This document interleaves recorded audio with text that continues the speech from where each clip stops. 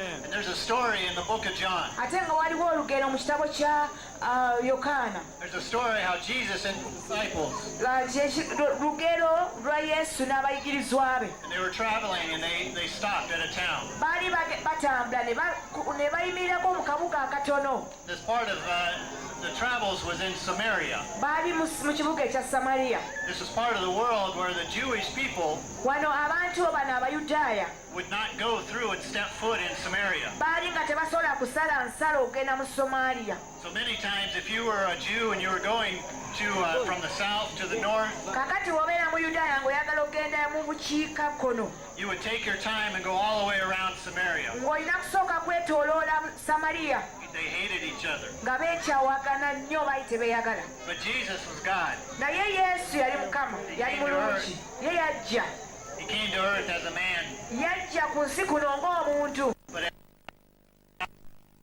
And him and his disciples traveled to Samaria.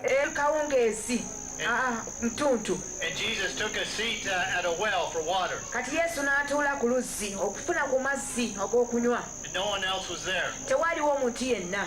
He had sent his disciples to go get food. kakati n'atuma abayigirizwa abo genda okufuna emmere. And one woman came to the well. kati omukyala omu n'ajja ku luzzi.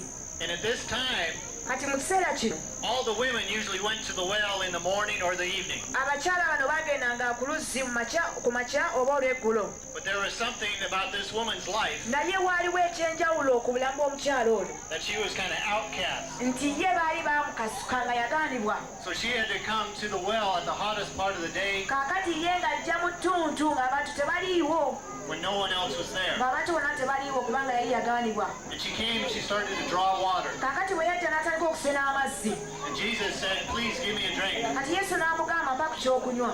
And the lady kind of looked at her omukyala n'amutunuulira and she said, "You're a Jew n'amugamba nti gwe oli muyudaaya and I'm a Samaritan. ate nze ndi Musamaliya. You shouldn't even be talking to me. tolina kubanga oyogera nange. You shouldn't ask me for a drink of water." tosobola kunsaba kunywa ku mazzi kyakunywa.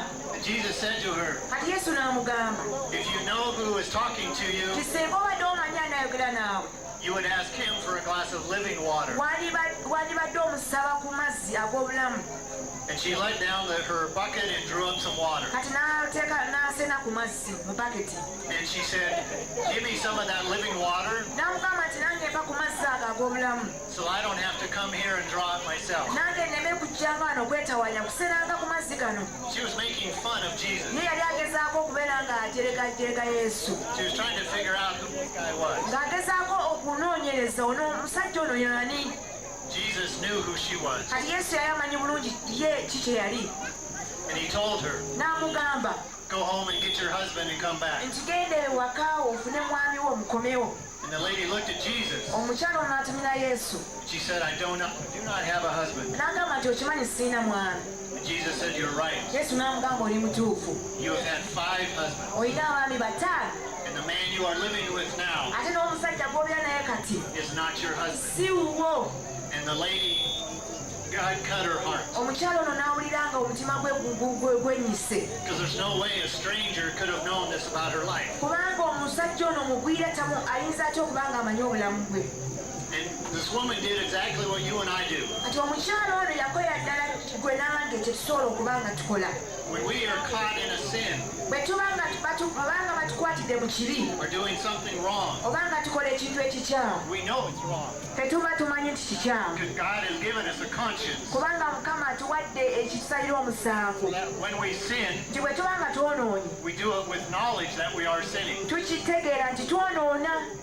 So this woman changed the subject kati omukyala ono n'agezaako okukyusa omulamwa emboozi, because she didn't want to keep talking about her bad life. kubanga yetagala kwogera ku bulamu bwe obukyamu.